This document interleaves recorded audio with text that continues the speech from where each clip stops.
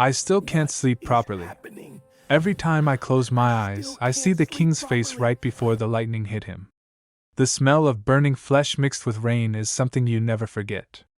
I'm writing this because people need to know what really happened that day. The government says it was an accident. The newspapers called it a tragic weather incident. But I was there. I saw everything. My name is Kofi, and I was a palace guard for 3 years. Not by choice. The king's men came to my village when I was 16 and took all the young men. That's just what King Obasi did. He took whatever he wanted. Let me tell you about the king first, so you understand why nobody mourned him. King Obasi ruled our region like it was his personal property. And technically, I guess it was. His family had been in power for generations, and he made sure everyone knew it.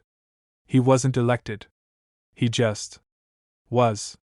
Like a disease you're born with. The palace sat on a hill overlooking the capital city. Massive walls, armed guards everywhere, gold decorations on every surface. Meanwhile, people in the city below struggled to find clean water. The king had 17 fountains in his courtyard alone. I used to count them during my shifts. Standing guard at those palace gates, watching the gold glint in the sun while knowing my own family was struggling to eat, that's when I started understanding what kind of man ruled over us. He had this thing he did every Friday. He'd sit on his throne in the main square and hear complaints from citizens. Sounds good, right? Democratic? It wasn't. It was a show. People would line up for hours, sometimes days, hoping to ask for help. A farmer whose land was taken by the king's cousin. A mother whose daughter was arrested for talking back to a soldier. A merchant who couldn't afford the new taxes. The king would listen, nodding like he cared. Then he'd almost always say no. Sometimes he'd laugh. Once, I watched him have a man whipped for wasting the royal time with a complaint about a sick child. The king said healthcare wasn't his problem. I had to stand there in my uniform, face blank, while people begged and cried. That was my job. To look strong while feeling ashamed. But the worst part? The shrine. There was an old sacred grove about 2 miles from the palace. It had been there for centuries, way before King Obasi's family came to power. The trees were massive, older than anyone's grandparents. There was a natural spring in the center that people said had healing properties. My own grandmother went there when she was sick. Said the water cured her. The grove was protected by tradition. By respect. By fear, honestly. Everyone knew you didn't mess with sacred places. The stories we grew up with all taught the same lesson: disrespect the gods and spirits, and you'll pay for it. I remember visiting it once as a child with my mother. The air felt different there. Peaceful. Heavy with something I couldn't name. The water from that spring was the coldest, clearest water I'd ever tasted. King Obasi didn't care about stories. One day, about 4 months before he died, the king announced a new construction project. A luxury hotel. For tourists, he said. To bring money into the region. And guess where he wanted to build it?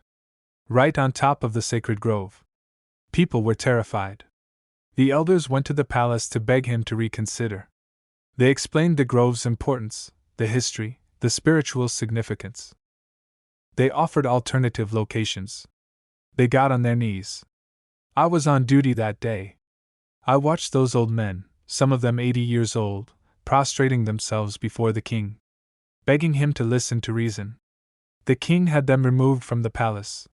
Superstitious nonsense, he called it. This country will never progress if we keep bowing to trees and invisible gods. The next week, his workers showed up with chainsaws. I wasn't there when they cut down the first tree, but I heard about it. The worker who did it said he felt wrong the whole time. Said the tree seemed to bleed when he cut into it, just sap, probably, but it freaked him out. He quit that same day. Other workers replaced him. They always did. Enough money makes people ignore their conscience. They cleared about a third of the grove before the accidents started. First, a worker's chainsaw kicked back and cut his arm badly. Then another guy fell from a tree and broke both legs. A bulldozer's brakes failed, and it rolled into a ravine. 3 people died in various incidents over 2 weeks. The workers started refusing to go. They said the place was cursed. They said they heard voices in the trees, saw shadows moving when nobody was there. King Obasi's response? He doubled their pay and brought in workers from other regions who didn't know the grove's history. He also stationed guards there, including me and my unit, to make sure nobody sabotaged the project. That's how I ended up spending 12-hour shifts in that grove, watching it get destroyed piece by piece. It felt wrong. I can't describe it better than that. The air felt heavy, like before a storm, but all the time. The birds stopped singing. The temperature would drop suddenly for no reason. Once, I watched leaves on a tree move frantically even though there was no wind. Another guard saw it too. We didn't talk about it. We just did our jobs and tried not to think about what we were protecting. The spring was the last thing they were going to remove. The plan was to cap it, reroute it, make it part of the hotel's ambience. A fountain in the lobby or some garbage like that. The king decided to come personally to oversee this final step. He wanted photos for the newspapers. A victory lap. That was August 3rd. The day everything happened. It started as a normal day, or as normal as things got in that cursed place. The sky was clear, bright blue, hot as hell. The king arrived around noon in his motorcade, wearing an expensive white suit, sunglasses, big smile. He had photographers with him, journalists, some of his advisors. I was posted near the spring, along with 5 other guards. Our job was to look intimidating and keep people away. Not that anyone was trying to get close, the locals stayed far from the grove by then. The king walked around like he owned the place. Well, he did own the place. That was the problem. He made this whole speech about progress and modernization. About how the old ways were holding us back. About how this hotel would create jobs and opportunity. The journalists ate it up, writing everything down, taking pictures. Then he walked over to the spring. The engineers had already set up equipment to cap it. They were just waiting for the king to give the order. He stood at the edge, looking down at the water. It was crystal clear, bubbling up from underground. Beautiful, really. This, he said loudly, making sure the journalists heard, is just water. Nothing sacred, nothing magical. Just H2O that we're going to put to good use. He turned to the crowd. Watch this. And then he urinated into the spring. I'm not exaggerating. The king of our region, in his white suit, in front of cameras and guards and advisors, unzipped his pants and pissed directly into the sacred spring. Some people gasped.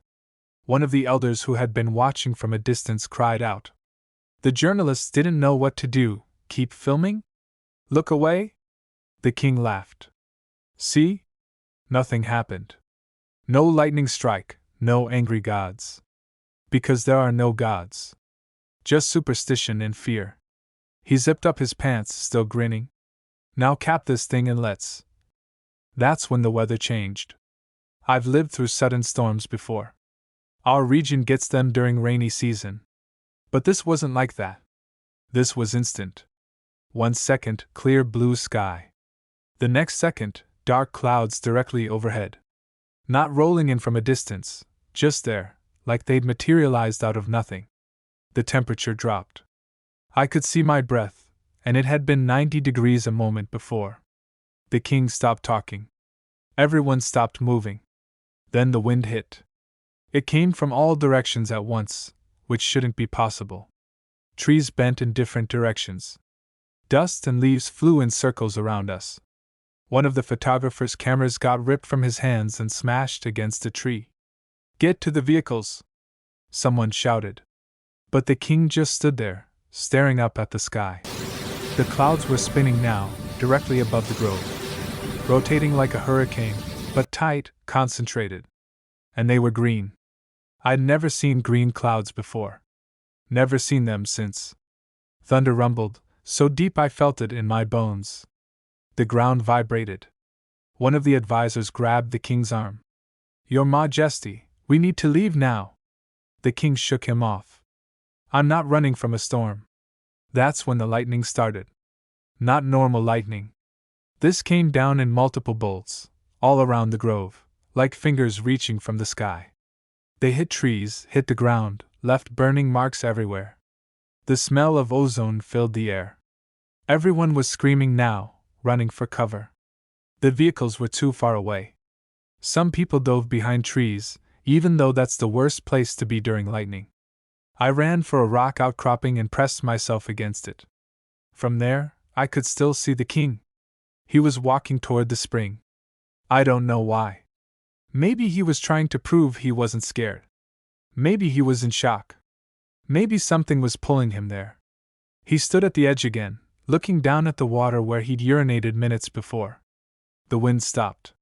Just like that. Everything went still. The trees stopped moving. The dust settled. Complete silence except for the thunder, which was continuous now, a constant rumble that made my teeth hurt. The king looked up at the sky. And the sky looked back. I know that sounds crazy. But I swear, something in those clouds was aware. Was watching. Was angry. The king's face changed. The arrogance disappeared. For the first time since I'd known him, he looked afraid. He tried to step back from the spring. The lightning hit him dead center. But it didn't just hit him. It stayed. The bolt connected sky to king, a solid column of white-blue light. I could see his skeleton through his skin, like an X-ray. His body went rigid, arms out, head thrown back. He was screaming, but I couldn't hear it over the thunder. It lasted maybe 5 seconds. Felt like hours. When the lightning stopped, the king collapsed. His white suit was black and smoking. His skin was burned in patterns, like branches spreading from where the bolt hit him. The smell reached me a second later. Burning meat. I threw up. The clouds vanished as quickly as they'd appeared. The sky was blue again. The sun was shining. Birds started singing. It was over. We all stayed frozen for maybe 30 seconds. Then people started moving, shouting, running to the king's body. I walked over slowly. I had to see. He was dead. Obviously. No one survives that. But his eyes were open, and they were wrong. Like they'd been burned from the inside. His mouth was open in a scream. One of his hands was stretched toward the spring, fingers clawed. The medics arrived, but there was nothing they could do. They loaded him onto a stretcher, covered him with a sheet. The motorcade left quickly, no ceremony, no photos. The rest of us were ordered not to talk about what we'd seen. Natural lightning strike, we were told. Tragic accident. We'd be paid extra for our silence. Most people took the money and kept quiet. Fear is a good motivator, and the king's family still had power. But some people talked. Whispered. The story spread anyway, the way stories do. The hotel project was cancelled immediately. The new king, Obasi's younger brother, ordered the grove to be left alone, even put guards around it to protect it. Funny how religion becomes real when you're scared. The spring is still there. The water still bubbles up clear and pure. They say it cleaned itself somehow, that whatever contamination the king left behind just disappeared. I quit being a guard a week after it happened. Couldn't do it anymore. Now I work at a market selling fabric. It's honest work. Boring. Safe. But I still think about that day. About the look on the king's face when he realized he'd gone too far. People ask me if I believe in gods now. I tell them I don't know about gods, plural. But I know there's something. Something that watches. Something that remembers. Something that doesn't forgive. The king's brother is different. He reopened access to the sacred sites. He listens to the elders. He's not perfect, but he's careful. He remembers what happened to his brother. We all do. Sometimes, during storms, when lightning flashes, I think about King Obasi standing at that spring. I think about how he thought he was untouchable. How he found out he wasn't. And I'm grateful I wasn't standing next to him. The grove is still there. The spring still flows. And nobody, not the king's brother, not the government, not the richest person in the country, would dare disrespect it again. I visited it last month. First time since that day. The trees that survived have grown back thick and strong. New trees have sprouted where the old ones were cut down. You can barely tell anyone tried to destroy it. The spring is crystal clear. I drank from it, like I did when I was a child. It tasted the same. Cold. Pure. Clean. Some lessons you only need to learn once. That's my story. Believe it or don't. I don't care anymore. I'm just tired of carrying it alone. So I'm writing it down. Putting it out there. Maybe someone will read this and understand. Maybe they'll learn what I learned that day. Power has limits. Money has limits. Even kings have limits. And some things, some places, some forces, demand respect. Not because of superstition. Because they're real.